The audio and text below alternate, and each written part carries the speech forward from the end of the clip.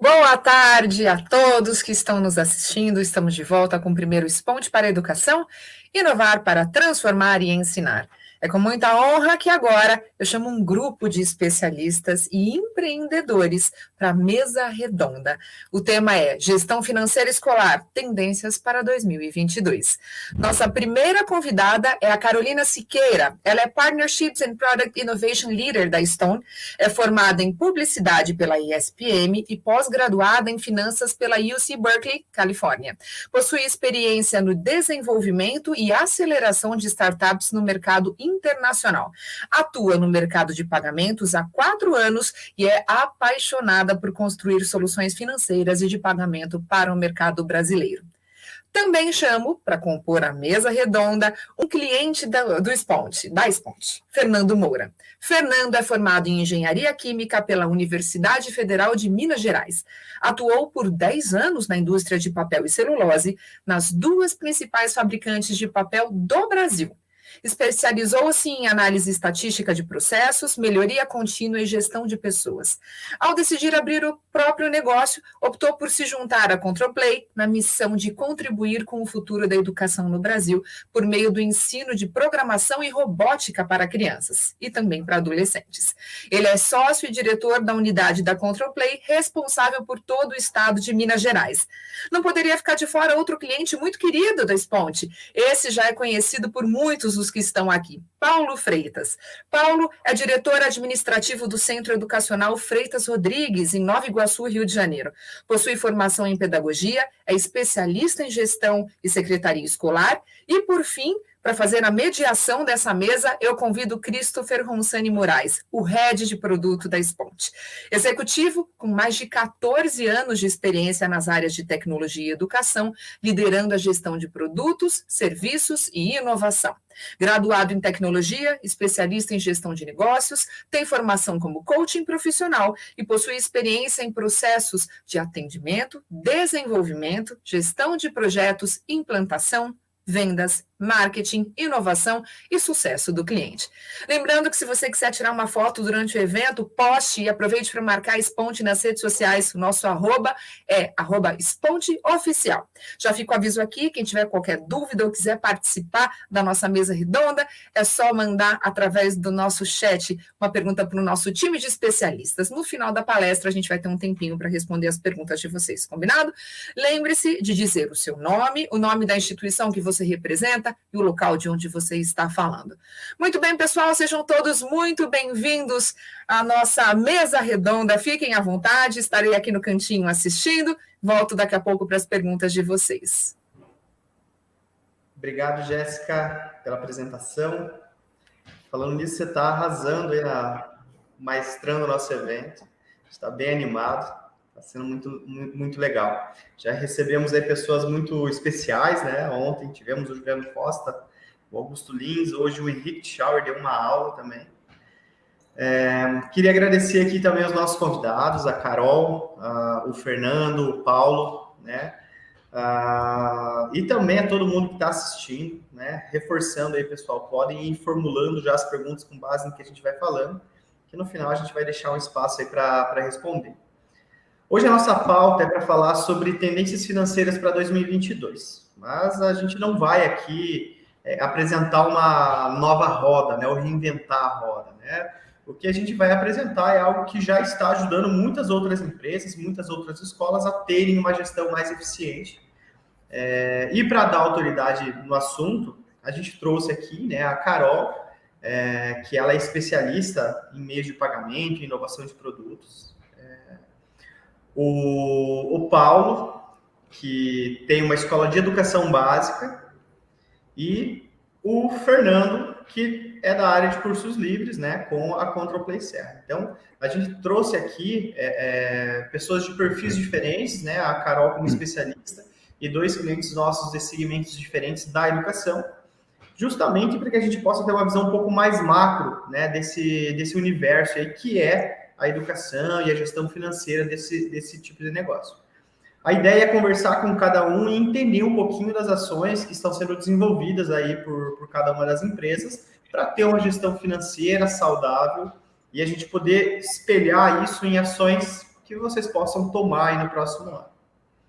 Para a gente ter aí uma introdução, eu queria que o pessoal se apresentasse, né? Desse boa tarde para todo mundo aí. E aí eu vou começar com algumas perguntas. Bacana, bacana. Posso começar por aqui, pessoal. Bom, primeiro, prazer aí falar com todos vocês que estão nos assistindo. Agradecer a Sponte também pelo convite. Para a gente é uma honra estarmos aqui, poder participar de um debate, acho que tão importante também para a companhia, e que é um assunto aí que está super em alta também no mercado, a gente entender os caminhos que a educação está permeando aí nos últimos anos, e obviamente a Stone tem uma vontade em fazer parte cada vez mais desse mercado, a gente trazer inovações também, não pensando só em pagamento, mas também em outros produtos financeiros. Então, obrigada aí pelo convite, é um prazer conversar com vocês hoje. Prazer é nosso. Fernando, faça as honras, por favor. Boa tarde, meu nome é Fernando Moura. Como foi dito aí, eu sou responsável pela unidade de Belo Horizonte, no bairro da Serra, e a gente atua em todo o território de Minas Gerais no segmento de educação para crianças e adolescentes, ensinando programação e robótica. A gente está com o Sponte desde o começo, e eu gostaria de agradecer pelo convite para participar desse evento. Fico muito lisonjeado. Muito obrigado. Bacana. Paulo? Boa tarde, pessoal, tudo bem? Então, meu nome é Paulo Freitas, eu sou diretor administrativo do Centro Educacional Freitas Rodrigues, unidade essa que já vai completar mais de 10 anos no mercado, né? E é sempre uma honra estar participando desses eventos, né, da Sponte aí, para contribuir, né? A gente tem, assim, tá aqui para ajudar uns aos outros, né? E eu espero que nesse evento muito aprendizado venha a ser dado para todos nós, né? Perfeito, pessoal. Obrigado por se apresentarem. Como o nosso assunto é gestão financeira, e a gestão financeira ela passa muito aí por meios de pagamento, né, onde gera uma previsibilidade de receita para o negócio. Eu vou pedir para a Carol, se ela puder explanar para a gente um pouquinho sobre a evolução dos meios de pagamento, né? Como que isso começou lá atrás até esse momento de agora, e aí a gente começa essa discussão aí um pouco mais com os meninos também. Bacana, bacana. Gosto bastante de falar sobre esse tópico, porque eu já estou nesse mercado, já tenho um pouquinho mais aí de 4 anos, então eu pude acompanhar não só a evolução do mercado de educação, mas acho que também a evolução do nosso mercado de pagamentos também, e como que esses dois mercados se comunicam, né? Tanto pagamentos quanto educação. E eu até conversei com o Christopher esses dias, a gente estava conversando, e é engraçado quando a gente olha para trás e a gente vê como que os pagamentos eles eram realizados, né? E, na verdade, até hoje eles ainda são predominantes nesse mercado de educação. A gente está passando, enfrentando agora, acho que uma revolução em termos de meios de pagamento. Acho que não só as escolas, como também os pais dos alunos, os pagadores, né, os pagantes, eles estão mais preocupados também em quais são as modalidades, em como que ele vai ter mais facilidade e mais transparência também nesse relacionamento com as escolas. E eu vejo que isso é uma tendência de uns tempos para cá, né? As escolas também se preocuparem um pouco mais com essas novas metodologias de pagamento, até quando a gente olha uns 3, 5, 7 anos atrás, e também lá no início do mercado, o pagamento ele ainda era muito predominante em boleto, né? Então, a escola sempre teve aquela rotina de extrair os boletos ou fazer aquele carnezinho lá que pudesse pagar ao longo do ano. Então, o pai, ele saía lá da escola, às vezes ele pagava a matrícula e saía com o carnê para poder pagar a mensalidade do seu filho ao longo do ano. E imagino que deva ter muitos pais, mães aqui nos assistindo também. Quem é que nunca esqueceu também de realizar o pagamento aí de uma escola? O que é super natural, o ser humano ele é esquecido, né? E eu acho que o boleto ele também acabava contribuindo muito por acho que esse comportamento. E aí, de uns tempos para cá, acho que foi super bacana de acompanhar a evolução dos métodos de pagamento, e a gente pode ver que o cartão ele entrou com uma forte tendência também nesse mercado, né?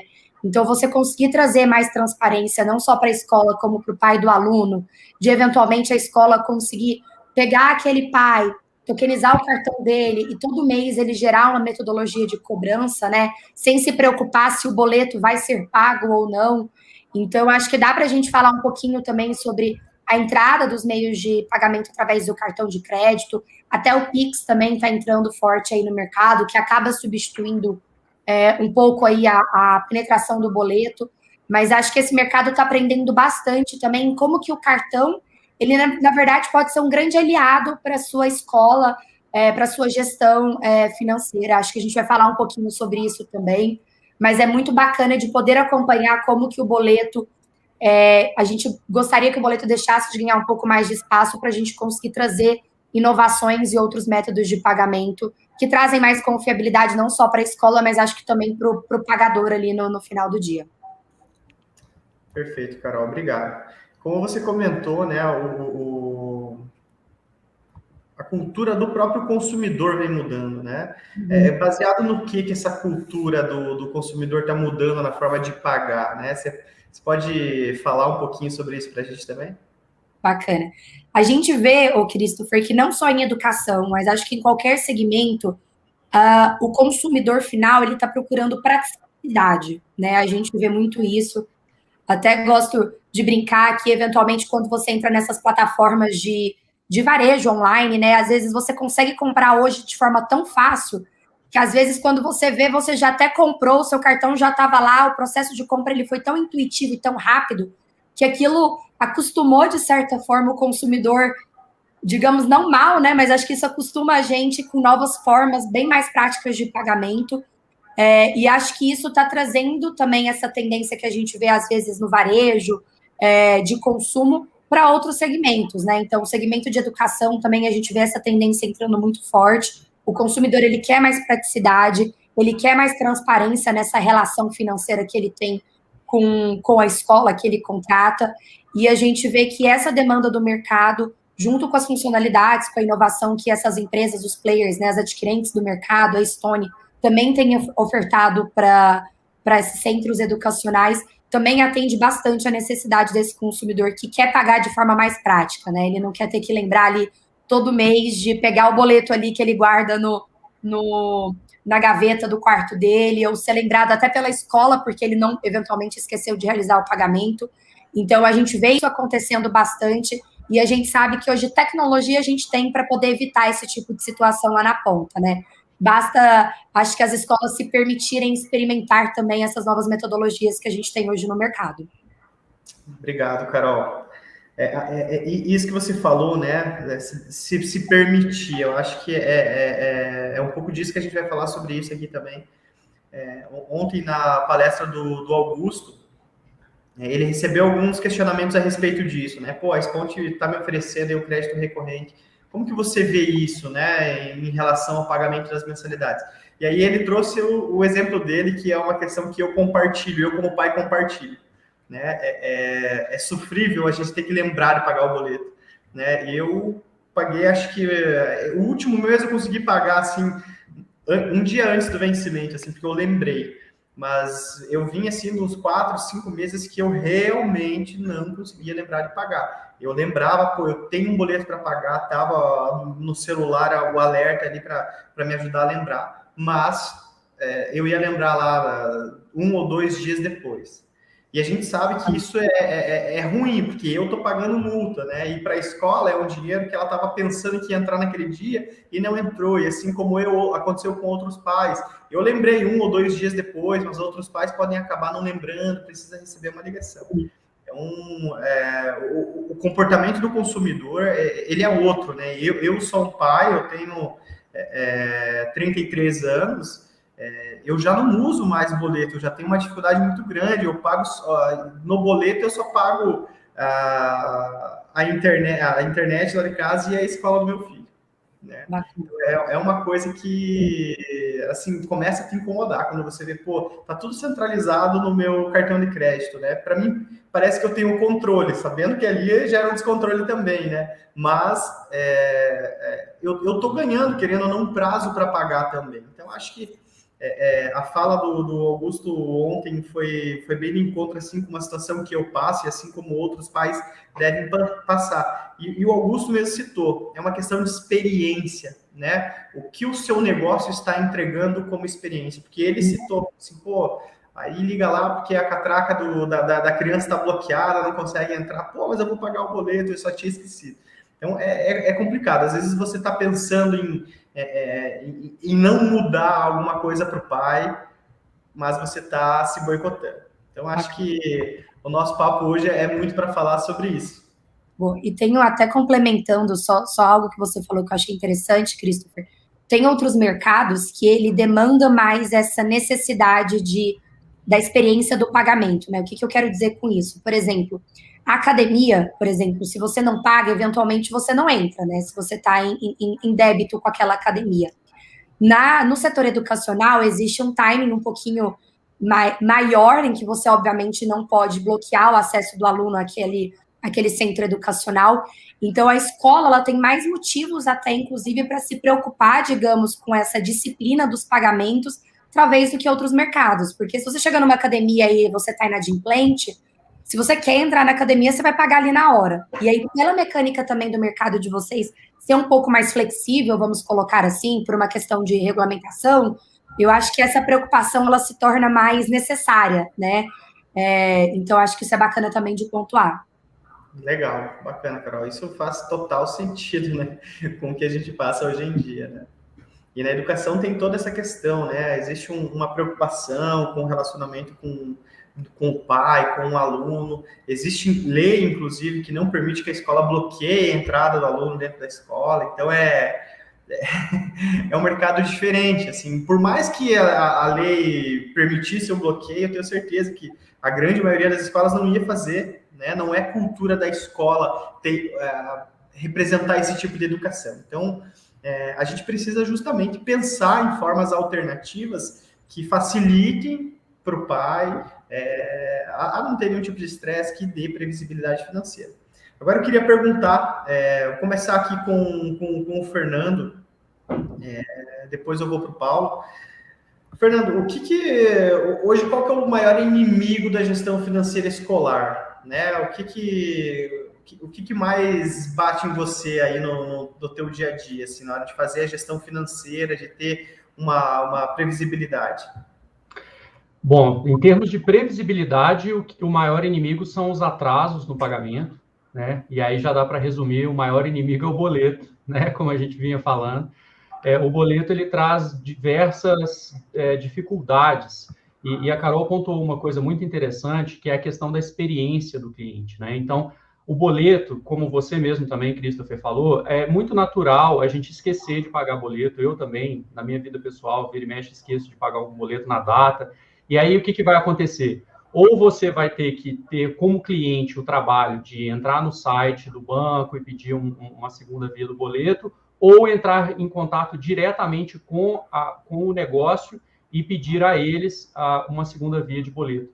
Então, o que acontece? O boleto, ele traz uma taxa de atrasos, de esquecimentos muito grande, consequentemente, impõe ao cliente uma multa, que já é algo desagradável para ele, e principalmente nos força a ter interações desagradáveis com o cliente. Aquela interação que você entra em contato com ele e fala: olha, né, já se passou um tempo, já são 10 dias, 15 dias de atraso, o que aconteceu e tal. Então, assim, são interações desagradáveis, né, que não agregam valor algum e que acabam também por trazer para o primeiro plano o custo associado ao serviço que a gente presta. Então, o custo do serviço está sempre ali no primeiro plano, sempre sendo trazido.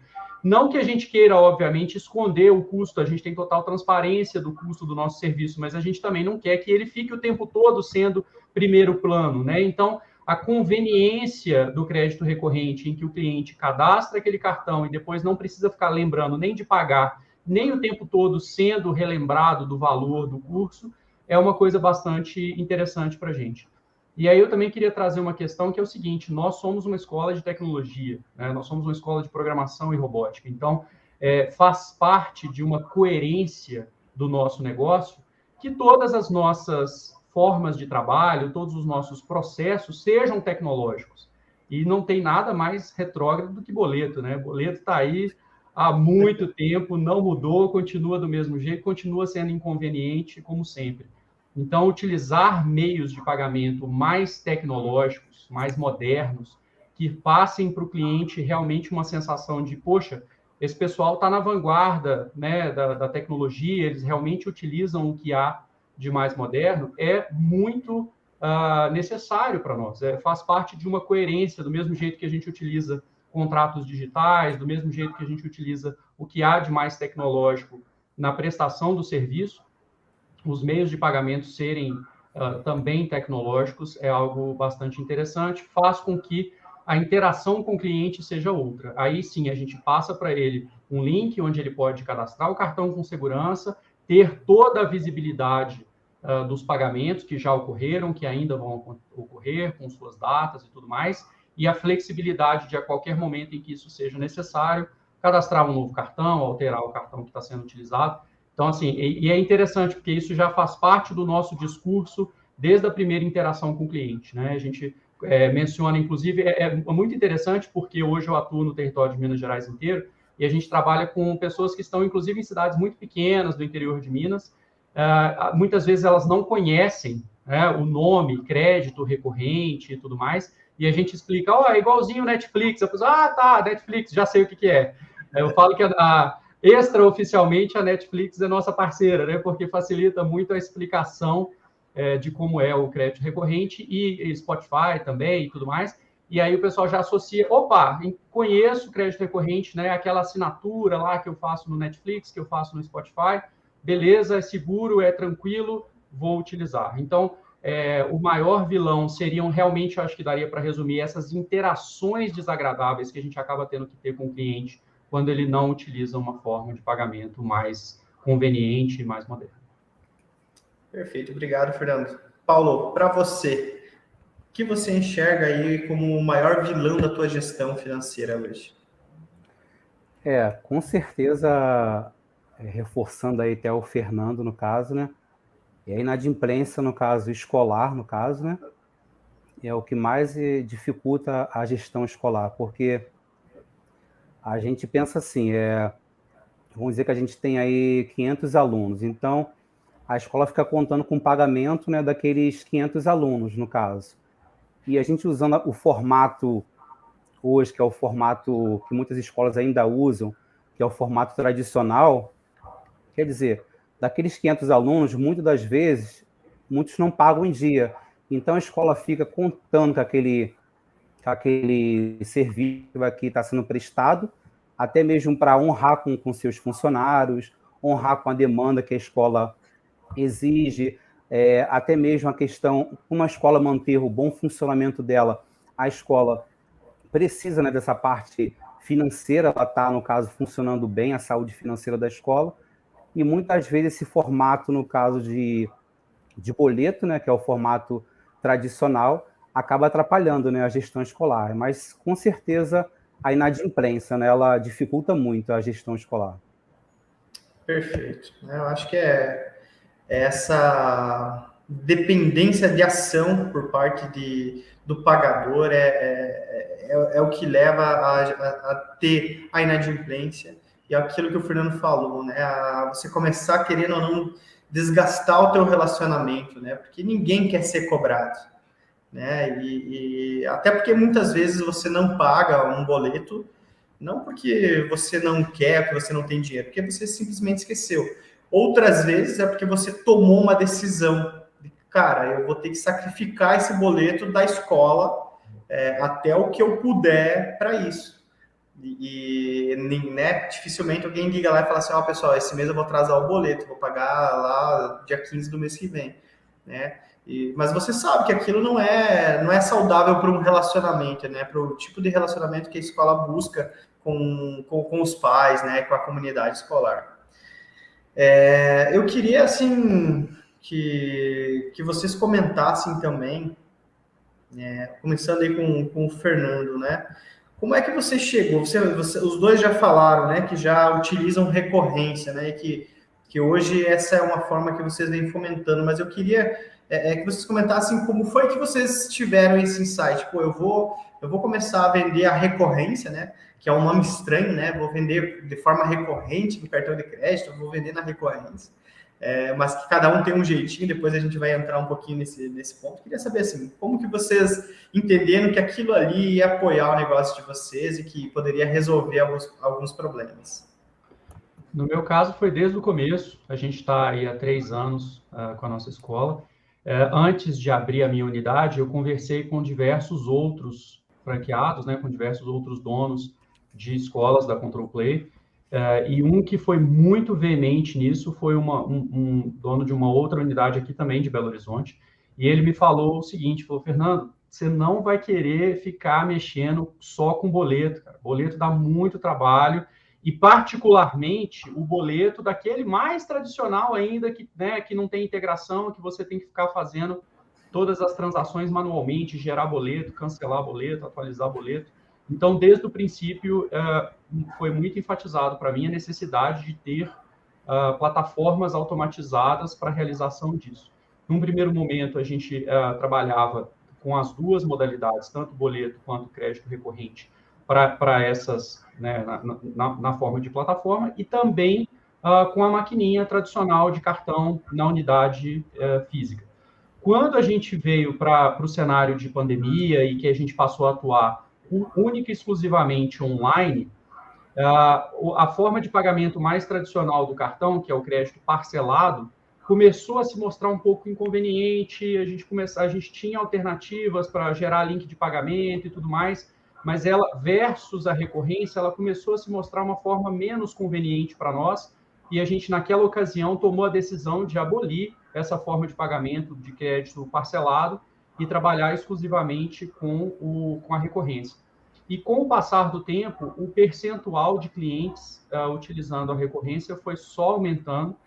Eles próprios clientes, toda vez que a gente conversava, já iam percebendo que era muito mais vantajoso, poxa, muito mais prático, eu cadastro o cartão uma vez só, não preciso lembrar disso mais, não preciso ficar pagando multa por esquecimento e tudo mais, e o percentual foi só crescendo. Hoje a gente trabalha entre 60% e 70% dos nossos clientes com o crédito recorrente, e só utilizam realmente o boleto aqueles que ou têm uma mentalidade ainda muito resistente, esse é um dos, acho que eu diria que é o maior desafio para aumentar ainda mais o percentual de recorrência, que são aqueles que têm uma mentalidade muito conservadora, ficam achando... São aqueles que às vezes nem compram pela internet, não gostam de fazer, não gostam de usar cartão de crédito para nada, ou até mesmo já tiveram alguma experiência ruim no passado, de cartão clonado.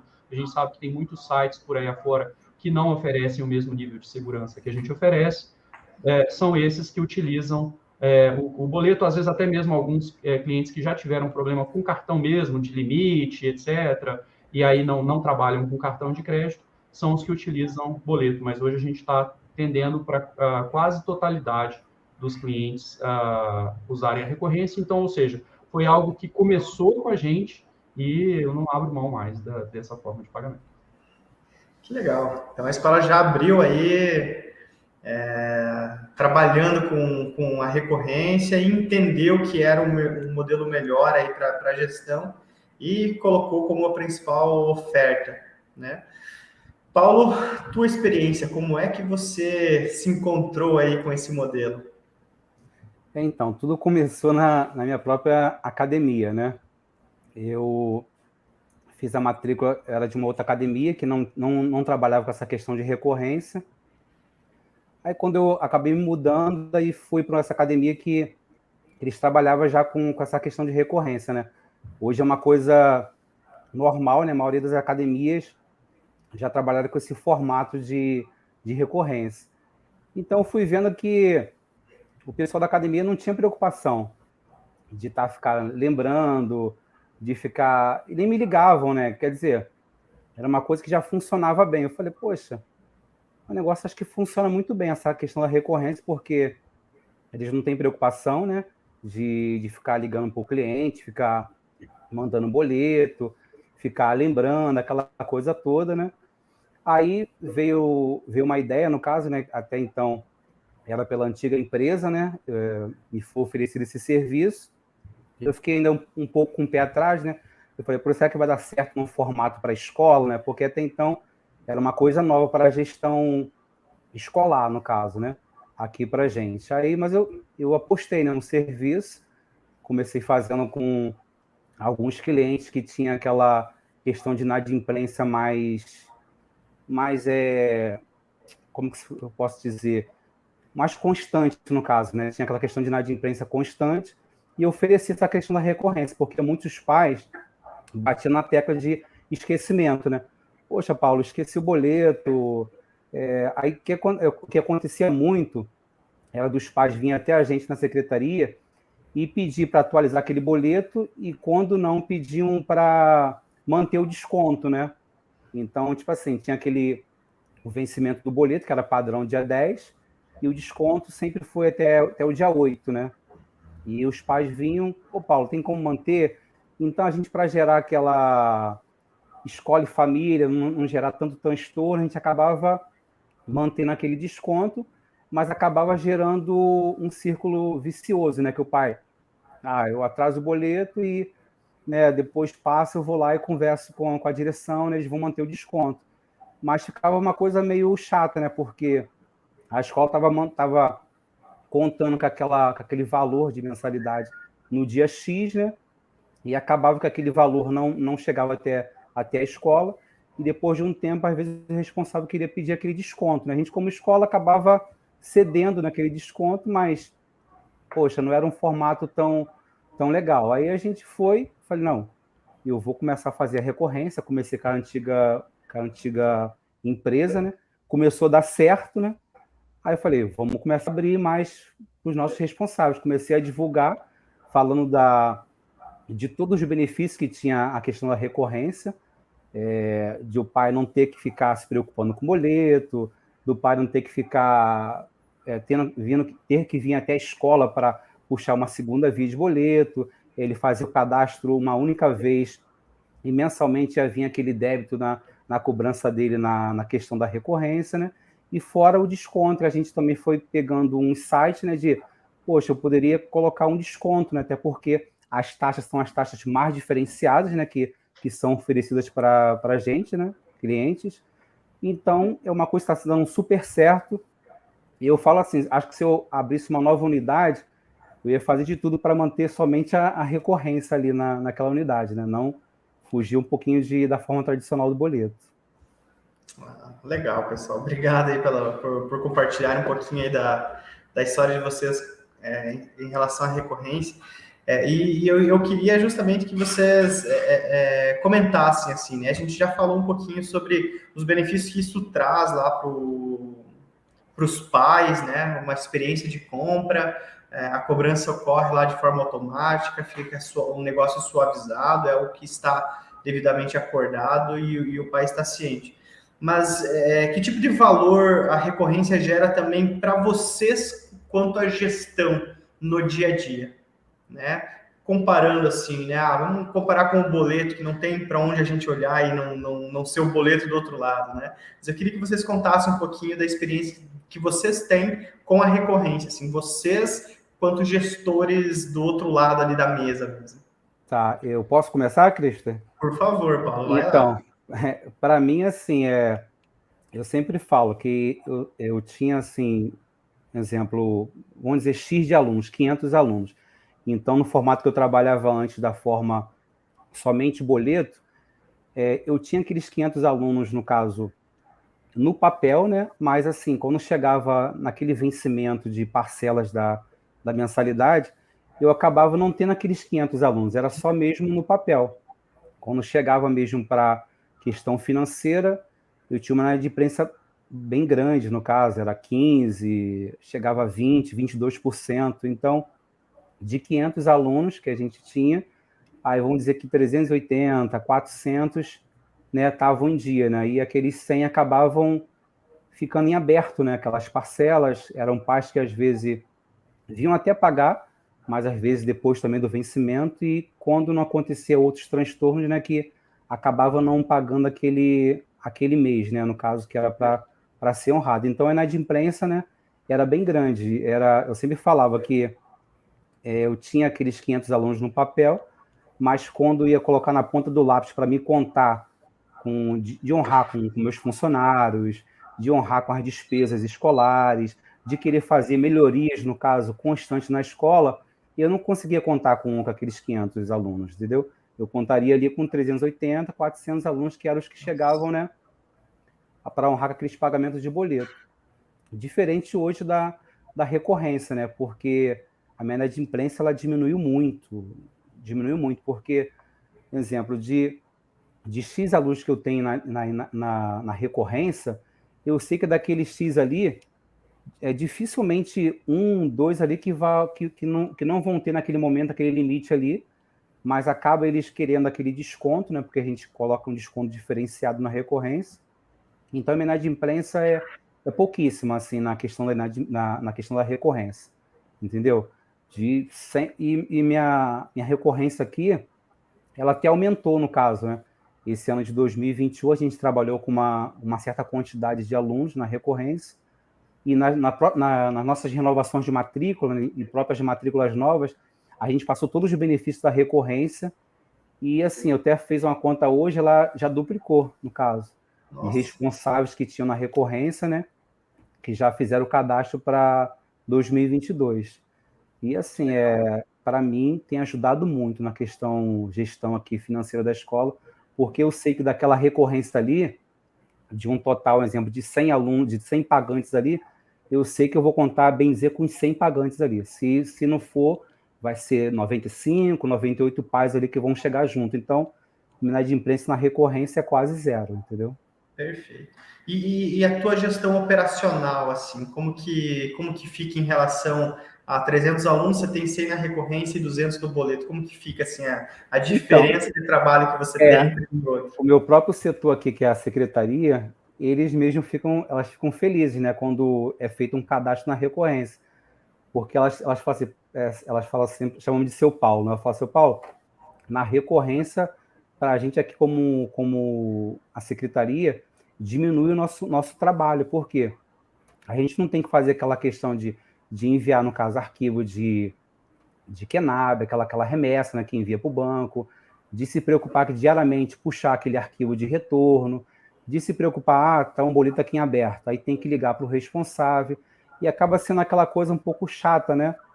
Por mais que você está em atraso, aí você liga para o responsável, você liga meio... é como se você tivesse errado, né? Você está cobrando uma coisa para a escola, né, que é um direito seu, né? Mas é como se tivesse você errado, que você fica, caramba, como que eu vou fazer uma cobrança aqui? É uma coisa chata, né? E na questão da recorrência, não, você cadastrou ali, dificilmente um cliente ele vai atrasar o pagamento da mensalidade, até porque ele precisa do cartão de crédito dele também para fazer as suas compras que eles fazem, no caso, né? E ali já paga o quê? Já paga a mensalidade, né? Para mim tem sido muito benéfico aqui. Até para a minha questão da minha secretaria aqui, o pessoal ele só tem agradecido em ter colocado a recorrência na escola. Que legal, que legal. E para você, Fernando, como que você tem aproveitado isso também? Para mim, essa questão que o Paulo falou é ainda mais importante, porque eu não tenho secretaria. A nossa unidade é muito pequena, nós temos uma equipe bastante reduzida, basicamente quem cuida disso somos eu e a minha sócia, Fabiana. Então, a gente não tem braço suficiente para ficar lidando com essa questão, né? O boleto é muito braçal, ele é muito intensivo em interações com o cliente, em operações a serem feitas. Isso que o Paulo comentou, de cliente que pede, passei do prazo, mas será que não dá para manter o valor sem multa e tal? E é óbvio que em algumas ocasiões a gente acaba deixando, a maior parte das vezes a gente tenta não fazer isso, porque gera um vício, né? Como o Paulo falou, o cliente se habitua a atrasar e tudo mais, né? Você acaba premiando o atraso, né? Mas em algumas situações específicas a gente nota que foi uma situação emergencial, né? A pessoa teve alguma ocorrência naquela, mas, de novo, lá vamos nós entrar no sistema, alterar o valor, né? Gerar o boleto novamente. Então, assim, é uma coisa extremamente intensiva em mão de obra, ficar gerenciando boletos vencidos, boletos em atraso, né? Então, a recorrência, nesse sentido, ela facilita bastante. À medida que a gente foi aumentando o percentual de clientes pagando por recorrência, é óbvio que a recorrência também não é isenta de mão de obra. Então, a principal questão que a gente tem na recorrência é o limite do cartão do cliente. Então, se naquele mês ele teve alguma questão, por exemplo, comprei uma geladeira e gastei um pouco mais no cartão, meu limite está um pouco comprometido, não vou conseguir fazer o pagamento da mensalidade esse mês no crédito recorrente, a gente precisa entrar no sistema e, eventualmente, fazer a alteração para uma outra forma de pagamento. Então, a recorrência também possui algumas necessidades de interação, de atuação da nossa parte. Ela não é isenta disso, mas o número de interações que a gente acaba tendo é muito menor, porque a grande maioria das ocorrências com boleto são aqueles esquecimentos normais, né? Quer dizer, a pessoa não teve intenção, não é...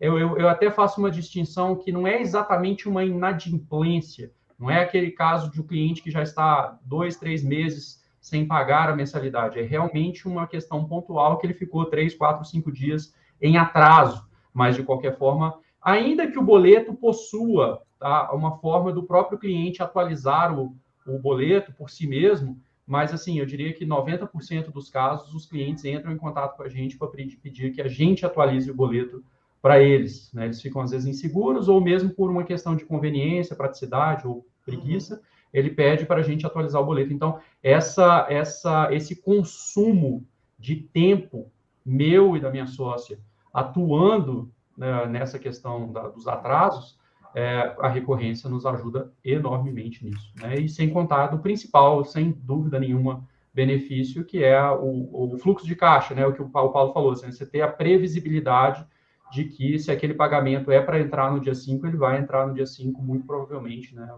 O índice de pontualidade, né, de assiduidade na recorrência é muito maior que o do boleto, não tem nem comparação. Legal. Bacana, bacana. Acho que, se eu puder também adicionar um ponto aqui, acho que o Fernando ele trouxe uma experiência super bacana também da gente reforçar, que é essa questão de que, quando você executa o pagamento recorrente, podem ocorrer situações em que, eventualmente, o pagador ele não tem aquele limite no cartão de crédito, e aí vão ter situações que, de fato, você vai precisar ajustar dentro do sistema para reprogramar esse pagamento. Mas existe uma funcionalidade também dentro da própria Stone que a gente chama de retentativa automática, e ajuda ainda a minimizar essa situação que o Fernando ela trouxe, que ela é super verídica, acontece bastante também, que é quando um centro educacional eventualmente está tentando fazer uma cobrança de um pai do aluno, e naquele determinado dia que a gente executa esse pagamento, ele não tem o saldo ou não tem o limite, às vezes o pagamento da fatura só acontece no dia seguinte para poder liberar saldo dentro do cartão de crédito, e existe uma funcionalidade que a própria Stone retenta essa transação num período pré-determinado pela própria plataforma, pela própria Sponte, para a gente garantir que esse pagamento seja executado, né? E que o cliente ele não precise se preocupar em reprogramar isso do lado dele. Obviamente, em situações específicas, isso vai precisar ocorrer, mas em casos mais genéricos, né, a própria Stone vai ser responsável por retentar essa transação, às vezes nem que você saiba, né? Fica de forma totalmente transparente. Então, se a gente tenta executar aquela transação e ela é negada por falta de saldo ou por algum motivo desta natureza, o cliente pode ficar tranquilo que a própria Stone vai ser responsável em pegar aquela cobrança e tentar alguns dias depois também, para garantir que o cliente não perca a venda dele. Então, acho que essa facilidade que a gente traz é bacana de pontuar também. Pô, que legal. Temos que ativar aí dentro do SpongePay, né? Fazer ele rodar junto com a gente aí também. Hoje, o próprio SpongePay ele já faz uma retentativa no mesmo dia, né? E daí deixa livre para o gestor fazer depois. Se a Stone tem como segurar essa questão do infra aí para poder fazer uma retentativa, nossa, já vamos ver aqui para ativar, né? É até um dos pontos que eu vinha conversando com o Fernando aí nos últimos dias, até quando eu fui convidado para o evento. Ele levantou aí uma série de pontos assim muito interessantes que a gente anotou, e eu vou dar um spoilerzinho aí no final também. Carol, mas uma coisa que o próprio Fernando comentou antes, né? E a gente escuta bastante quando a gente vai conversar com os clientes aqui sobre recorrência e tal. Não, mas aqui o pessoal tem um pouco de medo de colocar os dados do cartão na internet, porque já clonaram o cartão do pai e tal. É óbvio, né? Todo mundo tem um pouco de medo a respeito desse tipo de problema, né? Eu queria que você comentasse um pouquinho do lado da Stone, como que vocês trabalham aí quanto a isso? Bacana, acho essa sua pergunta super relevante e importante. É algo que eu gosto muito de falar, porque hoje segurança de dado é tudo, né? A gente vê aí também uma grande movimentação do mercado, do Banco Central, inclusive, em garantir que os dados do portador do cartão, seja na pessoa física ou na pessoa jurídica, eles sempre estejam protegidos, né? Então, eu sempre gosto de explicar que hoje, por mais que a Sponte atue, né, como uma plataforma em ofertar esse produto para os clientes, para a base de clientes de vocês, para todos os centros educacionais, quem fica com a responsabilidade em executar, em manipular os dados do cartão de crédito é com a Stone, que é uma entidade regulamentada pelo Banco Central e pelas bandeiras para, de fato, manipular os dados do cartão. Então, o produto lá da Sponte Pay, quando ele abre lá um checkout, solicitando a coleta dos dados do cartão de crédito, a Sponte, eu gosto de fazer uma analogia que fica até mais claro para vocês entenderem, é como se a Sponte fosse só o garçom, né? Ela está intermediando esse pedido que a escola está fazendo para a gente poder coletar os dados daquele cartão, mas quem é a cozinha que vai preparar aquele pedido, que vai pegar nos ingredientes, quem faz isso é a Stone, tá? A Stone que tem a licença para poder executar isso. Então, a Sponte, ela faz uma intermediação desse fluxo, né? Ela faz esse gatilho, digamos assim, para a gente pegar lá os dados do cartão, descriptografar e depois fazer todo o fluxo do pagamento. Mas hoje a segurança da informação, esse respaldo, ele fica 100% em cima da adquirência, tá? Então, acho que isso é bacana de pontuar para trazer tranquilidade também para os clientes, que essa responsabilidade, ele é uma responsabilidade nossa, então, em hipótese alguma, a Sponte, ela está manipulando os dados desse cartão do lado deles. Isso passa tudo pelo nosso servidor. Acho que se tiver pessoas mais técnicas aqui também, acho que isso fica um pouco mais claro de entender, mas eu gosto de fazer essa analogia do garçom e da cozinha, porque eu acho que tangibiliza um pouco mais qual que é a responsabilidade de cada um dos players, tá? Perfeito, Carol. Acho que isso que você colocou aí é bom para tranquilizar, né, o pessoal que está assistindo. A Sponte não tem visibilidade nenhuma dos dados desse cartão, nem os teus colaboradores têm visibilidade dos dados desse cartão, nem você, como gestor, tem visibilidade dos dados desse cartão. Eu já fui em escola que trabalhava com recorrência, sabe como? Os dados do cartão estavam digitados no Excel, né? Tinha uma linha, nome do aluno, CPF dele, o CVV e o número do cartão e a data de vencimento do cartão. Aí todo mês a secretária ia lá e fazia esse lançamento. Então, aqui a gente está muito bem escorado pelos serviços da Stone, né? A gente tem total segurança, né? Como a Carol falou, a Sponte é só mais um facilitador, mais uma ponta ali para apoiar a escola de vocês a entregar um serviço aí mais aderente. Eu queria, antes da gente ir para as perguntas, eu queria só fazer mais uma pergunta para o Fernando e para o Paulo, se a gente conseguir responder rapidinho, daí a gente já vai para as perguntas do pessoal aqui. Hoje, né, vocês já definiram aí, né, pelo que a gente percebeu do papo de vocês, que é a cobrança recorrente, né, o modelo Netflix, né, é assim que vocês já vendem, já oferecem, ele é o principal modelo, mas relacionado a fluxo de caixa, né, a gente sabe que quando você recebe uma transação no cartão de crédito, você não vai ter aquele dinheiro na hora, você vai ter 30 dias. Eu queria entender como que vocês fazem aí se vocês trabalham com antecipação de recebíveis, que esse é um recurso existente, inclusive dentro do próprio Sponte, você pode trabalhar com isso ali no Sponte Pay. E se vocês não trabalham com antecipação, como que vocês se organizaram de forma a manter ali um fluxo de caixa saudável e previsionado?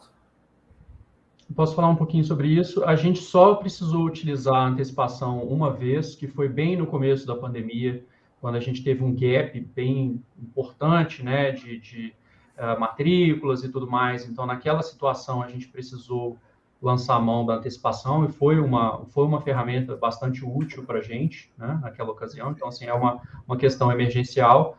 Mas exatamente pela questão da existência, claro, de taxa para fazer isso, a gente, numa situação normal, não lança mão desse recurso. E para não precisar disso, o que a gente acaba fazendo é trabalhar com uma continuidade, né? Então, a gente tem, no nosso caso, por ser uma escola de curso livre, a gente tem matrícula o ano inteiro, a gente tem abertura de turma o ano inteiro, e a gente sempre deixa na mão do cliente escolher a data do mês que seja mais adequada para ele. Então, tem cliente que prefere pagar no dia 5, como tem cliente que prefere pagar no dia 27. Então, isso fica muito a critério dele, e com isso, com o passar do tempo, isso vai gerando um fluxo de caixa contínuo. Então, a gente tem sempre pagamentos entrando ao longo do mês. O que é mais importante disso tudo é ter uma saúde financeira tal que você não fique dependendo de ter o pagamento naquele dia, né? Então, se ele entrar um pouquinho antes, um pouquinho depois, não vai fazer tanta diferença. E no caso do cartão de crédito, como a gente tem sempre os pagamentos 30 dias depois, isso faz parte, a gente já sempre trabalhou com a mentalidade de que isso faz parte do negócio. Em vez de pensar assim, não, eu como gestor vou preferir o boleto, porque o boleto, a partir do momento que ele é pago, o repasse é feito imediato ou no mais tardar, vamos supor, na segunda-feira subsequente. Não justifica, né? Eu nunca acreditei que justificasse depender desse repasse tão próximo, mas em contrapartida ter uma forma de pagamento que, por sua vez, traz muito mais inadimplência. Então, é simplesmente fazer aquela gestão saudável, de forma que você não fique dependendo tanto do dia do mês que o pagamento vai entrar. Perfeito, obrigado, Fernando. Paulo?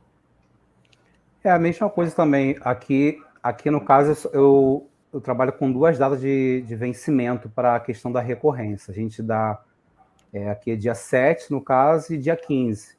Então, o responsável, né, o nosso cliente, ele fica à vontade para escolher entre essas 2 datas. Então, acho que foi o quê? Acho que uma vez que eu precisei também de fazer antecipação, mas geralmente não tem tanta necessidade. Até porque, quando se fala antecipação, as pessoas ficam assustadas. Poxa, antecipação, eu vou antecipar e vai me gerar uma taxa muito grande, muito alta daquela antecipação. Diferente da Sponte, né, juntamente com a Stone aí, porque a taxa, se eu for analisar, é uma taxa muito pequena. Eu vi lá, quando eu fui fazer a primeira antecipação, eu pensei que ia tirar um montante muito, assim, grotesco, né? Falei, tem X lá para antecipar, eu vou clicar aqui para ver quanto que vai ser de questão de taxa, né? Aí, quando eu cliquei para antecipar, eu vi que era uma taxa bem simbólica, assim. Eu falei, poxa, então, se um dia eu voltar a precisar, não é uma coisa que vai me assustar, entendeu? E a gente sempre trabalhou também de uma forma, assim, de ter sempre como se fosse uma reserva de emergência, né?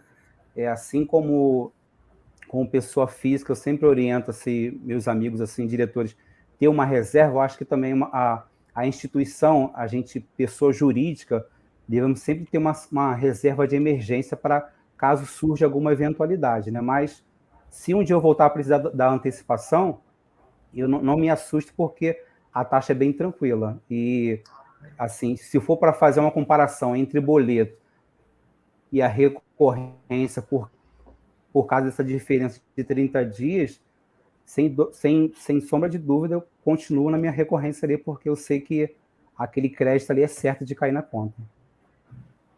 Legal, perfeito. Obrigado. Pessoal, estamos chegando aí quase batendo o horário das 17 horas, então eu vou fazer algumas perguntas que o pessoal mandou aqui no chat, tá? E eu vou começar a primeira pergunta do Lucas Azevedo. Essa pergunta é para o Paulo. Queria saber qual é a visão do Paulo sobre o Pix comparado ao pagamento recorrente. Eu também quero comentar essa resposta aí, Paulo, mas vamos lá, é para você. Então, eu vejo hoje o Pix também como uma ótima opção, né? Eu vejo como uma ótima opção, até porque tem responsáveis que às vezes vêm aqui na escola e às vezes ele não tem ainda aquela questão da recorrência cadastrada ali, mas muitos estão usando essa forma de pagamento agora, o Pix. E a gente acaba recebendo aqui, mas em questão, no caso, o Pix ainda não ser um formato que está vinculado totalmente ao meu sistema, eu prefiro a recorrência, porque eu só tenho um trabalho ali de cadastrar apenas uma vez e mensalmente aquelas cobranças vão estar sendo debitadas, né? Diferente do Pix, que é uma coisa que vem acontecendo eventualmente. Um responsável vem hoje, esse mês, aí paga no Pix e depois ele volta para a recorrência normalmente, né? Ou então o formato tradicional de boleto, que ele vem a opinar, no caso, como opção ali.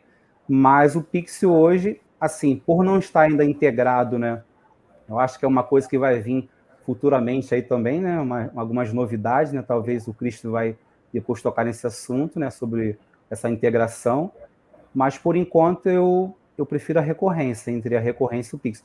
Claro, o Pix é um excelente formato também. Só que é uma coisa que ainda não tem uma vinculação ao meu sistema de gestão, então, por enquanto, eu estou na recorrência aí. Perfeito. É uma coisa que eu queria comentar sobre o Pix, né? O pessoal, você lê muitas notas dos bancos, né? Falando, o Pix é gratuito, você tem um limite lá de X Pix gratuitos por dia, uma coisa nesse sentido, né? E depois é uma taxinha simbólica lá, 10 centavos, alguma coisa assim. A gente precisa lembrar, pessoal, que essa é uma infraestrutura que os bancos estão utilizando junto com o Banco Central. Quando a gente coloca um intermediário no meio, que no caso seria a Sponte, a própria Stone, você tem, obviamente, um custo de servidores para realizar esse trabalho, para conversar com o RP, para processar essa informação, para ir lá no Banco Central, ficar lendo a informação do Banco Central, devolver para o RP. Então, o custo, basicamente, dessa operação, ele vai existir, né? Quando você for utilizar ele em escala, integrado a RP, ele vai existir. Então, a gente vai ter o Pix, teremos o Pix, isso é algo inevitável, nós teremos e muito em breve. A gente quer também poder ter a recorrência no Pix, né? Assim que isso estiver aí habilitado pelo Banco Central.